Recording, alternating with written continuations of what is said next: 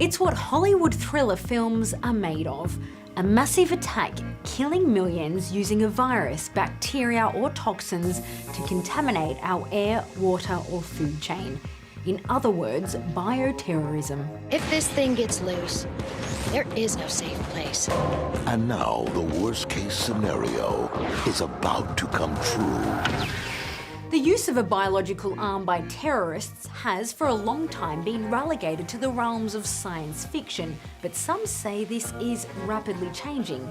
Earlier this year, Bill Gates issued a stark warning. Whether it occurs by the quirk of nature or at the hand of a terrorist, epidemiologists show through their models that a respiratory spread pathogen would kill more than 30 million people in less than a year. Fortunately, the history of bioterrorism is, for the moment, largely a series of attempts. In 1984 in Oregon, in the United States, followers of an Indian guru deliberately contaminated 10 salad bars with salmonella, 750 people poisoned.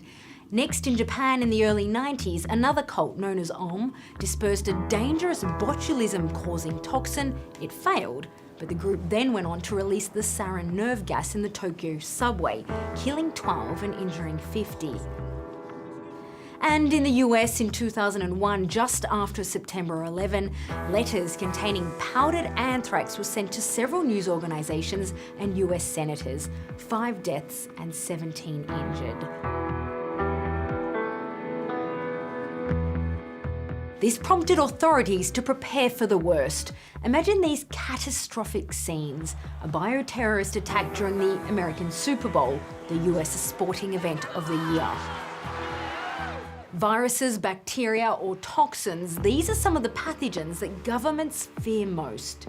Smallpox, a highly contagious virus with no cure. Eradicated thanks to a vaccine, the last known strains are stored in 2 highly secure laboratories in the US and in Russia. Anthrax, known as the poor man's weapon because the bacteria that causes it is relatively cheap and easy to produce. People are infected when spores enter their body. It's not, however, contagious. Botulinum toxin. Sound a little like Botox? That's because it's the same toxin used in small quantities to smooth wrinkles, but its pure form is considered the most toxic substance in the world. And finally, the Ebola virus. 11,000 deaths in 10 African countries over 2 years. Highly contagious and no treatment. It's not easy to turn these into weapons. You need a sample and access to a sophisticated laboratory. And for the moment, only governments have the expertise to launch a mass attack. But enter a potential game changer, DIY biotechnology. Techniques once limited to fancy labs have become more accessible, which is mostly a good thing, except when they're in the wrong hands. Today you can buy a chemistry kit online that allows genetic editing for as little as $150 US. A technique known as CRISPR works like genetic scissors to cut away DNA and replace it with new genes. Anyone can try it at home. Now, before you wonder if this all sounds a little exaggerated, let me put it into context. In a 2016 report by former US Director of National Intelligence James Clapper, the gene editing technology was cited alongside, wait for it, North Korean nukes and Russian cruise missiles in a list of weapons of mass destruction. Already there's evidence certain groups are interested in this form of terrorism. According to the CIA, in the late 1990s, Al-Qaeda's training camps ran courses on how to conduct attacks using biological toxins. And in 2014, a computer belonging to an ISIS militant contained a 19-page document with instructions on how to turn the bubonic plague into a weapon of war. But overall, there's an unfortunate dilemma here. The risk of bioterrorism is low, but the investment required to protect ourselves enormous. Our guest has been researching this very complex predicament.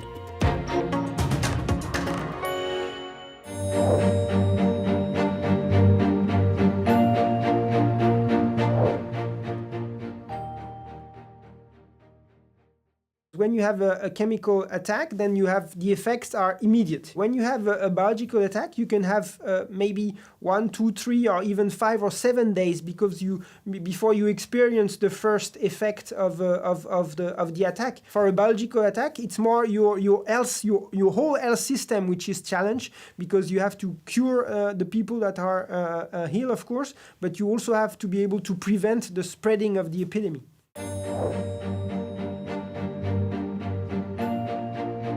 Some states, like the United States, have decided to invest massively in the prevention and the defense program on biological terrorism. I think the US is spending more than $7 billion a year in biological defense. In Europe, I think there is a clear awareness about the risk. And most of all, in Europe, we have a very good epidemiological survey system. So if your health system is able to detect a disease which is not normal, that's of course a strong argument to react quickly to prevent the spreading of the disease in the population.